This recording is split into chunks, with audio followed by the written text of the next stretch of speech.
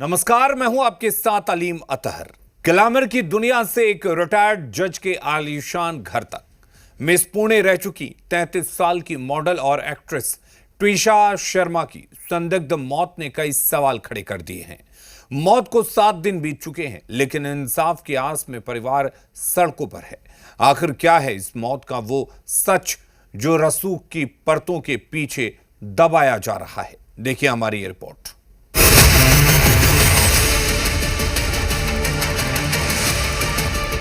दिसंबर 2025 में जिस ट्विशा शर्मा ने बड़े अरमानों के साथ भोपाल के वकील समर्थ सिंह से शादी की थी, उसे क्या पता था कि महज 5 महीने में उसकी जिंदगी का ऐसा दर्दनाक अंत होगा।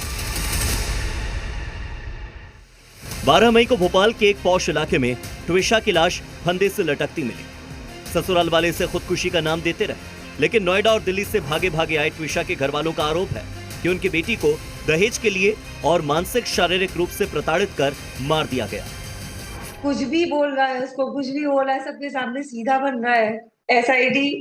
एसआईटी सुप्रीम कोर्ट के अंडर फेयर इन्वेस्टिगेशन हो। आरोप सीधे एक रसूखदार परिवार पर है। ट्विशा की सास गिरिबाला सिंह कोई आम महिला नहीं, बल्कि एक रिटायर्ड जज है, और शायद यही वजह है कि केस दर्ज होने में महज 18 घंटे के भीतर पूर्व जज सास को उम्र और रसूख का हवाला देकर अग्रिम जमानत भी मिल गई। इसी बात से भड़का ट्विशा का परिवार पिछले कई दिनों से भोपाल की सड़कों पर भटक रहा। नौबत यहां तक आ गई है कि इंसाफ के लिए पूरा परिवार मुख्यमंत्री मोहन यादव के बंगले के बाहर धरने पर बैठ गया। जैसे जैसे घड़ी की सुइयां आगे बढ़ रही हैं, इस मामले में सस्पेंस और ज्यादा गहराता जा रहा है। ट्विशा की पोस्टमार्टम रिपोर्ट सामने आई और इस रिपोर्ट ने खुदकुशी के दावे पर बड़े सवाल खड़े कर दिए।